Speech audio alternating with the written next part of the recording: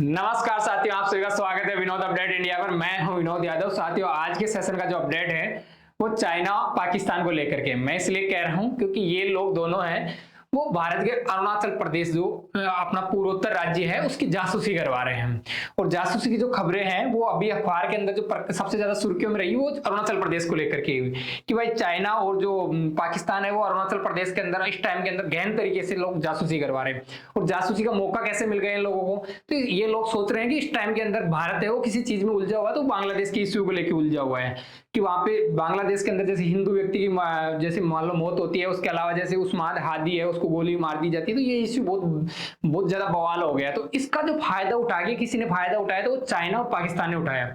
और चाइना देखो खुद कभी सामने नहीं आएगा, चाइना किसी तीसरे या दूसरे के थ्रू जानकारी लेता है।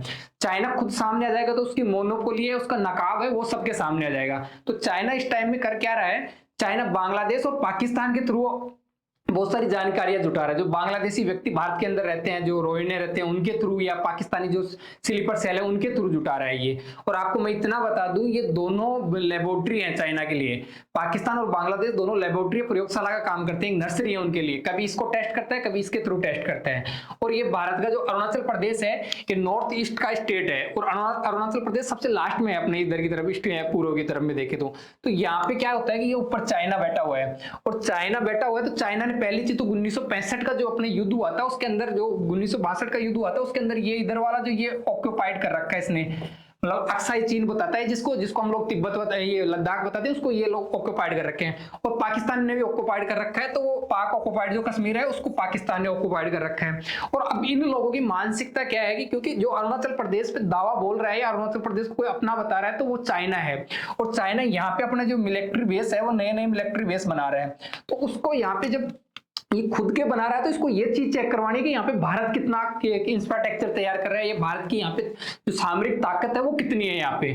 और हाल ही के अंदर हुआ क्या है कि हाल ही में जो वहां पे ईटानगर, जो अरुणाचल प्रदेश की राजधानी, वहां के कमिश्नर हैं, उन्होंने कुछ जानकारी दी है। और उन्होंने बताया कि पाकि जो कश्मीर घाटी के लोग हैं, मतलब कश्मीर के ऊपर के जो अनंतनाग वो उधर वाला हिस्सा रहता है, वहां के जो लोग हैं उनको पाकिस्तान मिसयूज कर रहा है, पैसे का लालच देके, कुछ और लालच देके। और उनसे क्या करवा रहा है, उनमें दो व्यक्ति हैं, एक एजाज अहमद भट्ट है, दूसरा बशीर अहमद है। ये दोनों क्या करते हैं, कुपवाड़ा जिले के रहने वाले हैं। और कुपवाड़ा श्रीनगर मतलब उधर कश्मीर में पड़ता है। और उसमें 18 दिसंबर को ये दोनों ईटानगर के अंदर जासूसी करते हुए पकड़े जाते हैं, जासूसी के रूप में पकड़े जाते हैं।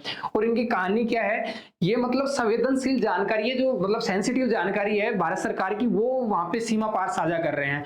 और इसमें करते क्या है सेंसिटिव जानकारी में, तो ये चीज ये बताते हैं कि जैसे जो अरुणाचल प्रदेश है वहां पे ये लोग जाते हैं और वहां पे जैसे भारत ने कितनी मिलिट्री वहां पे डिप्लॉय कर रखी है वो बताते हैं। वहां पे पेट्रोलिंग कौन से समय में होती है, भारत के मतलब बॉर्डर से मैकमोहन रेखा से कितनी दूर पे पेट्रोलिंग करता है, वहां पे कितने घंटे पे पेट्रोलिंग और कितने जवानों के साथ में पेट्रोलिंग की जाती है, वहां पे अभी कौन सी यूनिट डिप्लॉय कर रखी है भारत सरकार ने। मतलब ऐसी जो अंदरूनी जो सेंसिटिव जानकारी है कि वहां पे कितने कौन से फाइटर जेट काम में ले रहे हैं, वहां पे आर्मी के एयर बेस कहाँ कहाँ पे है, भारत ने इंफ्रास्ट्रक्चर नई रोड सड़कें वो कहाँ कहाँ बना रहा है, और भारत की पहुंच कौन कौन से गांवों तक है, ये सब चीजें जो जानकारी होती है एकदम सेंसिटिव होती है।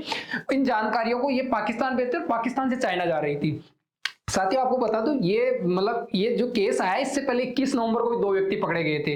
और 21 नवंबर को दो व्यक्ति पकड़े जाते हैं, उनके अंदर एक नाजिर अहमद मलिक है और दूसरा साबिर अहमद मीर है। ये दो व्यक्ति पकड़े जाते हैं। उसके अलावा ये लोग, आप खुद सोचो कि नॉर्थ ईस्ट में है तो आपको एक क्वेश्चन बन रहा होगा, नॉर्थ ईस्ट के व्यक्ति तो वैसे ही अलग दिखते हैं या फिर वहां की भाषा अलग होती है, तो ये लोग वहां पे कैसे जासूसी कर सकते हैं, इनको सीधा सीधा पहचान जाएंगे। तो ये लोग डायरेक्ट नहीं जाते हैं वहां पे, ये लोग काम करने के लिए जाते हैं, काम ढूंढते हैं, वहां पे कंबल बेचते हैं, वहां पे सब्जी बेचते हैं, वहां पे जैसे किसी व्यक्ति के जैसे मान लो कि जानवर है तो जानवरों का काम करते हैं। और सुबह शाम ये लोग बॉर्डर के आसपास वाला जो इलाका है उसके अंदर ये लोग घूमते हैं, वहां पे देखते हैं कि आर्मी कितनी पेट्रोलिंग कर रही है, कितने समय बाद में कर रही है, कितने जवानों के साथ कर रही है, और यहाँ के जो लोकल गाँव के अंदर कितनी पहुंचे, लोकल गाँव के अंदर मतलब भारत के प्रति क्या रेस्पेक्ट है, चाइना के प्रति क्या लोगों का विजन, क्या विचारधारा है। तो ये सब चीजें वहां की जो छोटी छोटी चीजें होती है वो बेचते हैं यहाँ से। और अभी जो ईटानगर के अंदर जो डीजीपी है उन्होंने बोला है कि भाई यहाँ पे अगर आप जैसे मान लो कि कोई दूसरे स्टेट का व्यक्ति रह रहा है या फिर जो दूसरे समाज का व्यक्ति रह रहा है, उसको आप लोग अगर रेंट पे कुछ दे रहे हो तो उसको पुलिस वेरिफिकेशन करवाओ, उसको कंफर्म करो कि वो रिकॉर्ड में आ जाए। साथियों अब आपको मैं बता दूं, एक तरफ अपने बांग्लादेश और एक तरफ अपने पाकिस्तान है, और ये लोग चाहते हैं कि भारत अस्थिर रहे, भारत में अशांति फैली रहे। और चाहता कौन है? चाइना चाहता है। चाइना ऐसा चाहता है कि भारत जो अभी ग्रोथ कर रहा है, चाहे इकोनॉमिक ग्रोथ हो, मिलिट्री ग्रोथ हो, डिफेंस की ग्रोथ हो, चाहे अलग अलग सेक्टर्स के अंदर हो, तो वो चाहते हैं कि भारत अपनी बराबर ना आ जाए कभी भविष्य के, आज के 20 साल बाद में, 10 साल बाद में भारत अपने को टक्कर ना देने लग जाए, अपनी बराबर पे नहीं आ जाए। तो भारत को किसी चीज में उलझा के रखें। तो भारत को जैसे मान लो कि धर्म के नाम पे भारत पाकिस्तान को उलझा दो, भारत और बांग्लादेश को उलझा दो, बस भारत को इसी चीज में मतलब घूंट के रखो, इसको बाहर नहीं निकलने दो, जलेबी की तरह यहीं घुमाते रहो इसको, और इसकी ग्रोथ को रोक दो कैसे भी। और ये चाइना की आज की मोनोपोली नहीं है। चाइना अपना जो ये अक्साई चीन है, जिसको अक्साई चीन बताता है, जो अपना लद्दाख वाला इलाका है, इसको तो पहले कब्जा करके बैठा हुआ है 1962 के युद्ध के अंदर। अब बात ये आती है कि चाइना इसको तो ले लिया, उसके बाद में चाइना अभी प्रेजेंट टाइम में किसी को क्लेम करता है तो अरुणाचल प्रदेश को करता है। अरुणाचल प्रदेश को इसलिए कर रहा है कि अरुणाचल प्रदेश के 21 जिलों के नाम तो इन्होंने पहले पिछले साल इन्होंने नाम बदल दिए थे, और इन्होंने ये क्लेम किया था ये तो हमारा है, और ये अब से क्लेम करता है तो आगे की 50 साल की सोच के चलता है चाइना, आज की नहीं सोचता है, 50 साल बाद की।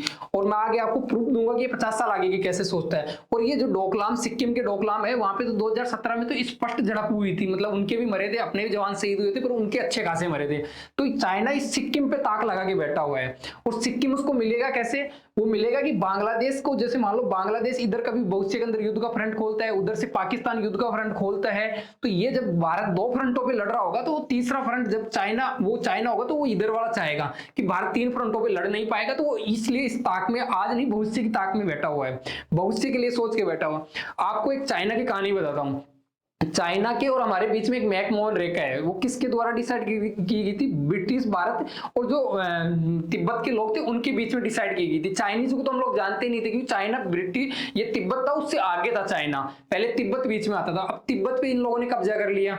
तो जो मैकमोहन रेखा ब्रिटिश भारत और तिब्बत के बीच में हुई थी, इसको तो ये मानता ही नहीं, ये कहता है कि आपके और हमारे बीच में कोई रेखा, लाइन ही नहीं है, एक्चुअल मतलब बॉर्डर ही नहीं है। उसके अलावा जब ये 1965 का युद्ध हुआ, उसके बाद में जो अक्साई चीन है इस पे कब्जा करता है, जिसको हम लोग तिब्बत कहते हैं, ये हम लोग लद्दाख वाला इलाका कहते हैं, जब इस पे ये कब्जा करता है तो इस वाले एरिया के पास में ये जो डॉट डॉट लाइन दिख रही है ना आपको, ये अभी वर्तमान की स्थिति है, ब्लैक वाली डॉट डॉट, और जो रेड वाली जो दिख रही है ना आपको, ये लाइन है मैकमोहन रेखा। और मैकमोहन रेखा की जो अपनी लंबाई है चाइना के साथ में, वो लगभग 4056 किलोमीटर है।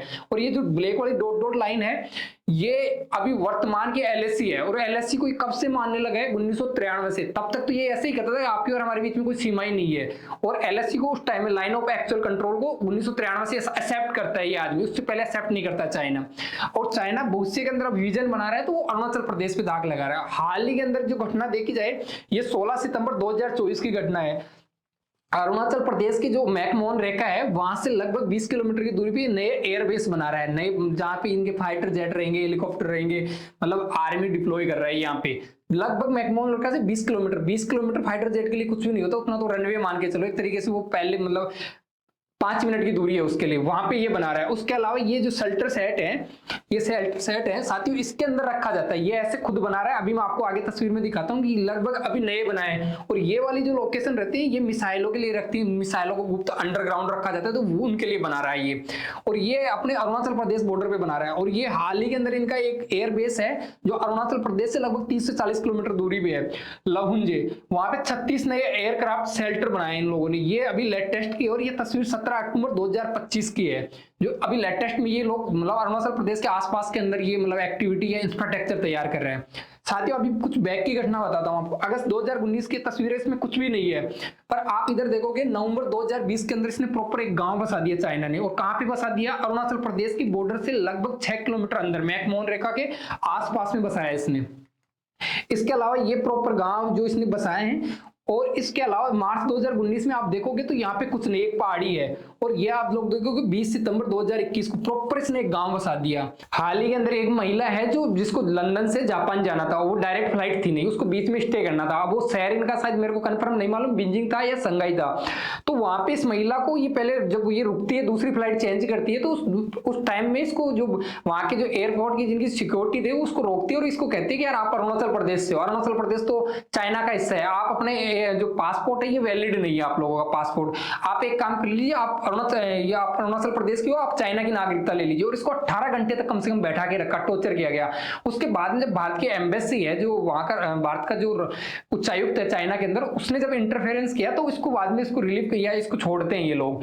साथियों अब ये हो क्यों रहा है तो मैं बताऊं, हाल ही के अंदर जो भारत जो अरुणाचल प्रदेश के अंदर नई नई सी पट्टियां बना रहा है एयर इनके फाइटर जेटों के लिए, क्योंकि ऐसी जगह जहां पे डायरेक्ट नहीं पहुंच पाते तो वहां पे जैसे फाइटर जेट मतलब कुछ सेकंड के अंदर या कुछ सेकंड के अंदर वो चाइना के लिए पहुंच से चाइना के अंदर पहुंच बढ़ा सके अपने, तो उसके लिए कुछ ऐसी पट्टियां बना रहे हैं अलग अलग जगह पे। तो जब भारत नया इंफ्रास्ट्रक्चर तैयार कर रहा है, 2014 के बाद में गवर्नमेंट आई है वो अरुणाचल प्रदेश को लेकर के बहुत ज्यादा से है मतलब सीरियस है, तो इन्होंने विकास किया, वहां पे नई नई रोड बना रही है, नए नए इंफ्रास्ट्रक्चर तैयार कर रहे हैं, तो चाइना इससे चिढ़ रहा है। और हाल ही के अंदर जो रफाल लिया अपने लोगों ने फ्रांस से, उसकी कहीं पे अगर हम लोगों ने एक यूनिट अपलोड की है तो वो हम लोगों ने अरुणाचल प्रदेश में की है कि वहां से बांग्लादेश को भी काउंटर किया जा सके और वहां से हम लोग चाइना को भी काउंटर कर सके, इससे भी वो चिढ़ रहा है। और इसी के साथ में सबसे ज्यादा चिढ़ गया था ये 2025 में हम लोगों ने ब्रह्मोस की जो एक यूनिट है वो अरुणाचल प्रदेश के अंदर डिप्लॉय की है। जब ब्रह्मोस को डिप्लॉय की तो इसकी टिप्पणी बाहर निकल गया, ये कहते हैं कि भाई साहब आप हमारे बीच हमारे पास में ऐसे ब्रह्मोस को कैसे तैनात कर सकते हो। अब इनको समझाया कौन चाइना को, क्योंकि वहां पे G20 की बैठक हम लोगों ने आयोजन करवा दी, उसके अलावा वहां का हमारा मुख्यमंत्री है, गवर्नर है, हमारा राज्य है, हमारा मतलब संप्रभुत्व भारत का एक हिस्सा है वो, तो आप कैसे कह सकते हो कि हम लोग वहां पे हम लोग कुछ भी करें, हमारी मर्जी जो मन करेगा वो करेंगे हम लोग। पर वहां पे जब ये हम लोग ब्रह्मोस करते हैं तो वो चिढ़ाता है उससे सबसे ज्यादा, और उसका फ्रस्ट्रेशन बाहर आया था चाइना का। और साथियों अभी जो ये जासूसी करवा रहा है, जासूसी का इसका मतलब मेन टारगेट यही है कि वो चाइना अगर उसको कब्जाने की सोचता भी है तो उसके आसपास की वो ऐसे देखता है कि भारत की स्ट्रेंथ कितनी है, भारत की पावर कितनी है, भारत इसको कितना सीरियस ले रखा है अरुणाचल प्रदेश को, यहाँ पे भारत क्या क्या मूवमेंट करता है, वो सारी जानकारी पाकिस्तान के थ्रू मंगवाता है। और पाकिस्तान किसके कश्मीरी व्यक्तियों को इसका ढाल बना रहा है या इसको निशान बना के वो डायरेक्ट मंगवा रहे हैं। और साथियों आप लोगों को ये हमारा सेशन वाकई में अच्छा लगा हो तो आप लाइक करके जाइए, नए हो चैनल पे तो सब्सक्राइब करके जाइए, और आपने इतनी पैसेंस के साथ आप लोगों ने इस वीडियो को सुना उसके लिए थैंक यू, धन्यवाद।